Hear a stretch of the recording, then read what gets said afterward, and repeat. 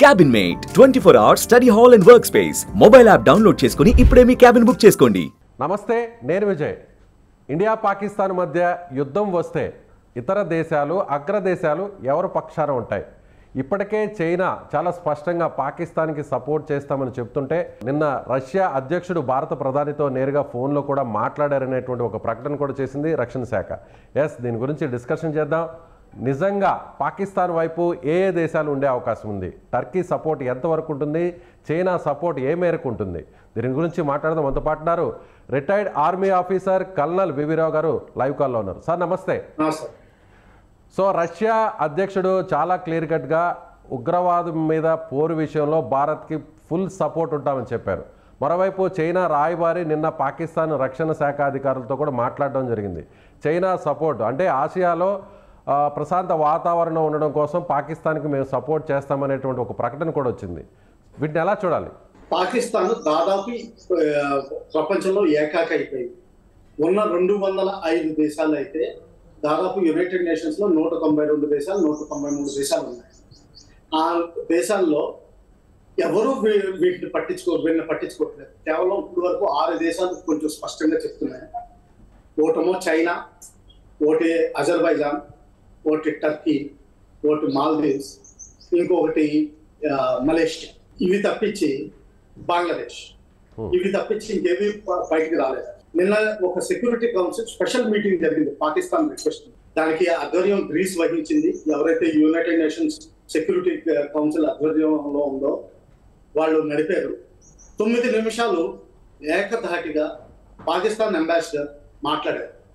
ఆయన కాశ్మీర్ ఉగ్రవాదం కాకుండా అన్ని మాట్లాడారు. ఎవరు పట్టించుకోలేదండి. అర్థంతరంగా ముగిసింది ఆ meeting.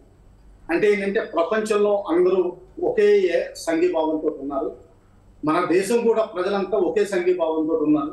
Irrespective of religion, caste, creed, anything. ఏంటంటే పాకిస్తాన్ టెర్రరిజంలో ఇన్వాల్వ్, దానికి బుద్ధి చెప్పాల్సిన అవసరం వచ్చింది అని మనం అనుకోవాలి. సో రష్యా అధ్యక్షుడు కూడా మన ప్రధాని మోదీతో మాట్లాడారు ఫోన్ కాల్లో. మా సపోర్ట్ మీకే అంటూ కూడా చెప్పారని ఒక అనౌన్స్మెంట్ కూడా చేశారు. ట్వీట్ చేసింది రక్షణ శాఖ. సో దీని గురించి ఏం చెప్పాలి? అంటే ఫుల్ సపోర్ట్ ఉంటుందా రష్యా మనకి? ఫుల్ సపోర్ట్ ఉంటుందని అనుకోవాలండి. ఎందుకంటే వాళ్ళే మనకి S-400 మిసైల్, ప్రపంచంలో అత్యంత ఆధునికమైన మిసైల్. దీనికి అమెరికా చాలా అపోజ్ చేసింది. రష్యా మీద కూడా చాలా ప్రెషర్ తీసుకొచ్చింది. మన ఇండియా మీద కూడా ప్రెషర్ తీసుకొచ్చింది, తీసుకోకుండా ఉండాలి.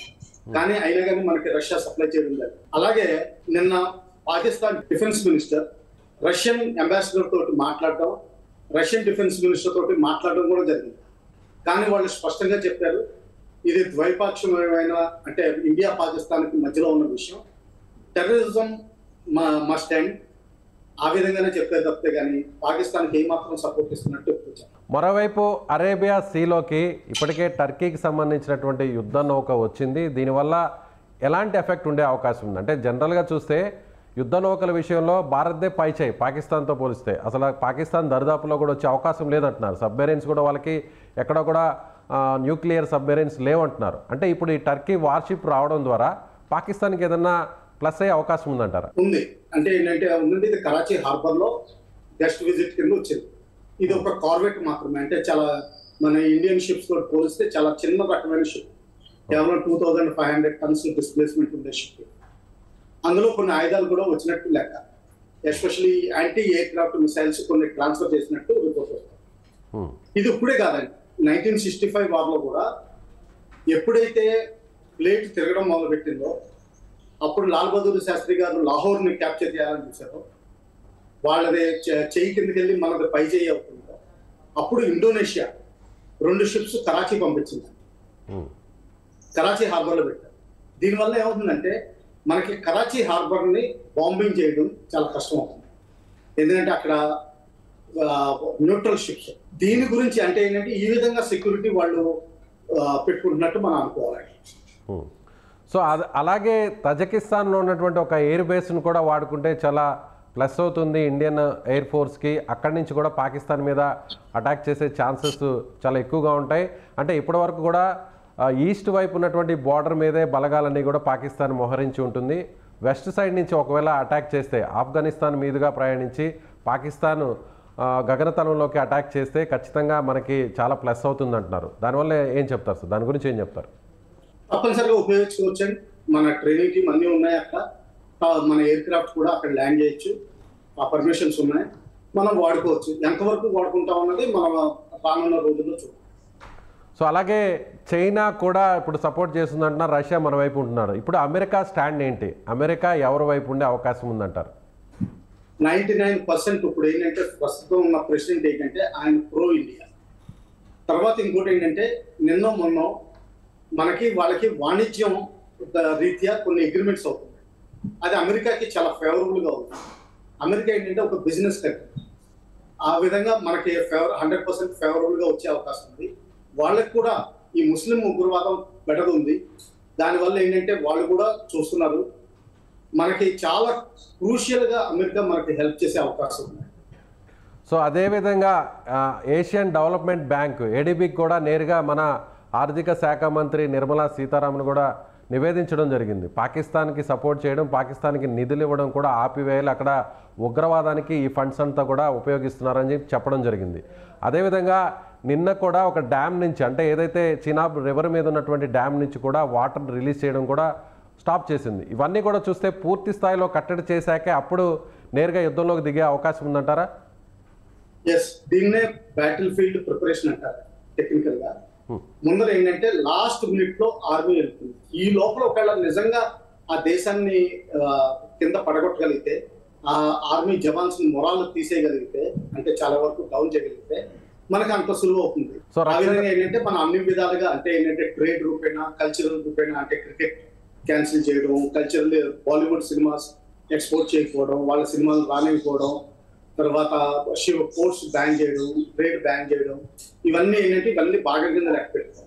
ఏదో 2 minute మ్యాగీ నూడిల్స్ చేసినట్టు కాకుండా హైదరాబాద్ దమ్ బిర్యానీ 8 గంటలు కాకుండా 12 గంటలు మ్యారినేట్ చేసి స్లో హీట్ మీద చేసినట్టు చేస్తే ఏంటంటే ఆ బిర్యానీ చాలా బాగుంటుంది. మనం అదే ప్రయత్నం అంతా పకడ్బందీగా అన్ని వైపుల నుంచి కూడా ఇప్పుడు కార్నర్ చేసే ప్రయత్నం అయితే ఇండియా పాకిస్తాన్ మీద చేస్తుంది. అవునండి సార్, మరొక ప్రకటన కూడా చేశారు. నిన్న మాట్లాడుతూ కూడా రక్షణ శాఖ మంత్రి రాజ్నాథ్ సింగ్ వార్ చేస్తే కేవలం 10-15 రోజులు కూడా పాకిస్తాన్ తట్టుకోలేదు ఇండియా మీద. సో పాకిస్తాన్ దగ్గర అలాంటి సామర్థ్యం లేదు, అచేతన స్థితిలో ఉంది పాకిస్తాన్ అంటూ కూడా ఆయన వ్యాఖ్యానించారు. నిజంగా అలాంటి సిచ్యువేషన్ ఉందంటారు? ఒక సీనియర్ రిటైర్డ్ ఆర్మీ ఆఫీసర్గా ఏమంటారు? ఇది మన దగ్గర స్టాటిస్టికల్ డేటా మనకు దొరకదండి ప్రస్తుతానికి. కానీ ఏమైందంటే యుక్రెయిన్ యుద్ధంలో చాలా వరకు artillery ammunition, medium artillery ammunition guns Ukraine కి సప్లై చేయడం జరిగింది. దీని ముందు అలాగే అజర్బైజాన్ ఎవరైతే టర్కీ సపోర్ట్ ఇచ్చిందో వార్ లో 2 సంవత్సరాల క్రితం అజర్బైజాన్ కూడా సప్లై చేయాలి. అలాగే కొంతవరకు హమాస్ కూడా స్మాల్ ఆర్మ్స్ ఎమ్యునిషన్ ఇచ్చినట్టు రిపోర్ట్స్ వచ్చేసి, అలాగే లెబనాన్ లో ఉన్న ఒక గ్రూప్ కూడా హెజ్బొల్లా గ్రూప్ అంటారు, ఆ గ్రూప్ కూడా సపోర్ట్ చేసింది. సో ఆ విధంగా వాళ్ళు చాలా వరకు డిప్లీట్ చేస్తున్నారు. కానీ ఒకటి మనం గమనించాల్సిన విషయం ఏంటంటే ఇవన్నీ లోకల్ ప్రొడక్షన్, అంటే పాకిస్తాన్ ఆర్డినెన్స్ ఫ్యాక్టరీస్ లో తయారు చేయగలిగిన ప్రొడక్షన్. అంటే ఏమవుతుందంటే వాళ్ళు ఎక్స్ట్రా వర్కింగ్ అవర్స్ చేసి లైన్ ఆఫ్ ప్రొడక్షన్ పెంచి కొంచెం వరకు దీన్ని దూరం చేసుకోవచ్చు. అలాగే చైనా నుంచి చాలా వరకు హెల్ప్ వచ్చేది అవకాశం ఉంది. ఎందుకంటే వాళ్ళకి సీపెక్ కారిడార్ ఉంది, చైనా పాకిస్తాన్ ఎకనామిక్ కారిడార్ అంటారు. దాని మీద రోడ్డు రూపేణా వచ్చే అవకాశం చాలా ఉంది. ఆర్టిలరీ ఎమ్యునిషన్ ట్రక్స్ గురించి టన్నేజెస్ రావాల్సి ఉంటుంది. ఆ టన్నేజెస్ అంతా రోడ్ రూపేణా వచ్చే అవకాశం. సో ఆ విధంగా వాళ్ళకున్న ఫైటింగ్ కేపబిలిటీ తక్కువే, కానీ మనం మరీ తక్కువగా అంచనా వేయడం కూడా మంచిది కాదు. అలాగే ఇప్పుడు చైనా ఖచ్చితంగా ఈ ఎకనామిక్ కారిడార్ వల్ల ఖచ్చితంగా పాకిస్తాన్ని సపోర్ట్ చేస్తుంది అంటారు. అంటే ఆ సపోర్టింగ్ అంటే ఎలాంటి సపోర్టింగ్? అంటే డైరెక్ట్గా మిలిటరీ ఆపరేషన్స్లో చైనా పార్టిసిపేట్ చేస్తుందా, లేదంటే పరోక్షంగా ఏదైనా సపోర్ట్ చేస్తుందా? పరోక్షంగా చేస్తుందండి. మెటీరియల్స్ అంటే logistics, weapons, ammunition, air craft, ఇంకా ఒక సబ్మెరీన్ కూడా ఇచ్చినట్టు రిపోర్ట్స్ వచ్చినాయి.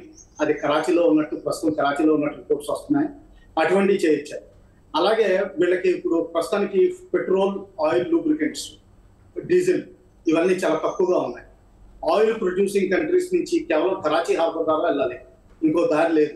ఆ దారి సుగమం చేసుకోవడానికి చైనా నుంచి ఇంపోర్ట్ చేసుకోవచ్చు. అలాగే రేషన్స్ కూడా వాళ్ళకి తక్కువ అయ్యే అవకాశం ఉంది, అది కూడా చైనా నుంచి రావచ్చు. అన్ని విధాలు అంటే మొత్తం దేశానికే కాకుండా, ఆర్మీకే కాకుండా మొత్తం దేశానికి కూడా అన్ని విధాలా హెల్ప్ చేసే అవకాశం ఉంది చైనా.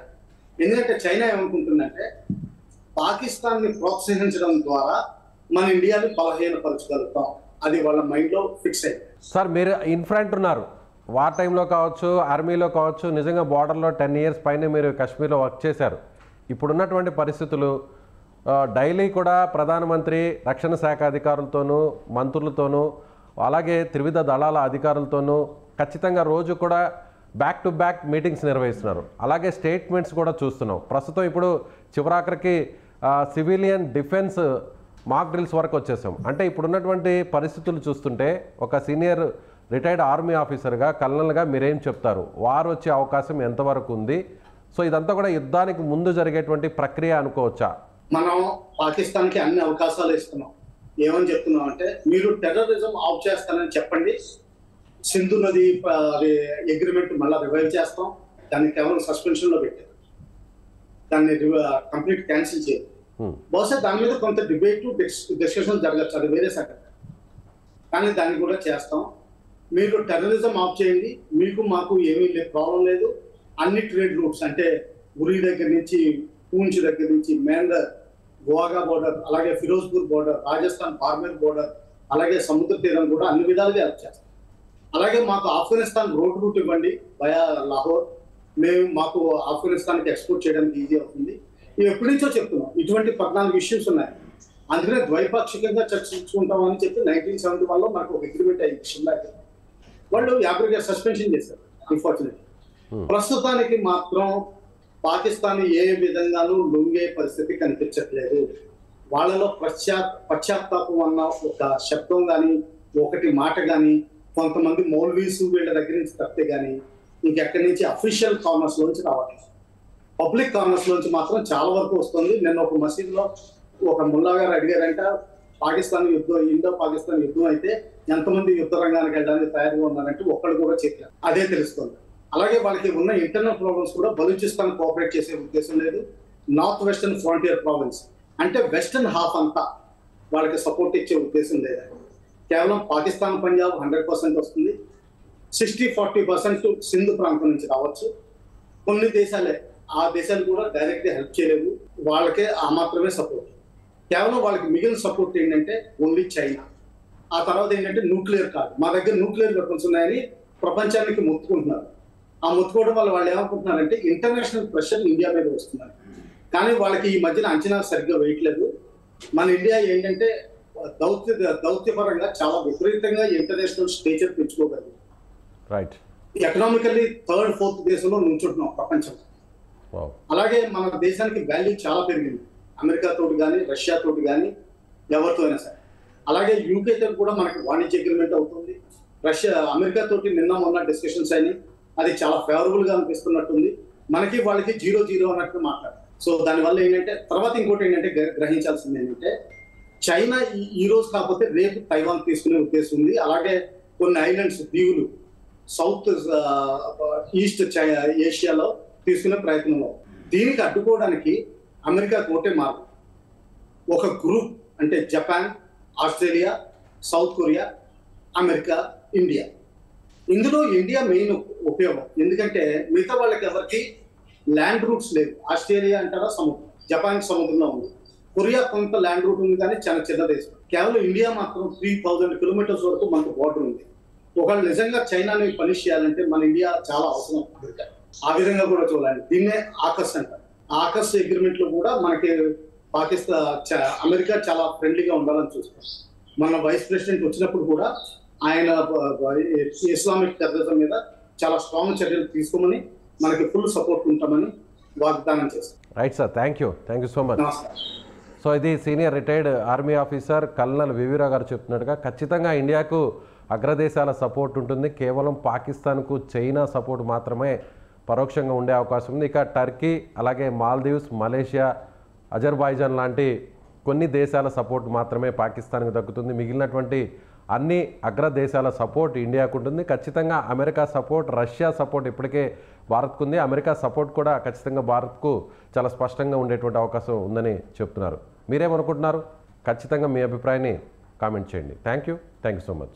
సుమన్ టీవీలో మీ పర్సనల్ అండ్ బిజినెస్ ప్రమోషన్స్ కోసం కింది నెంబర్కి కాంటాక్ట్ చేయండి.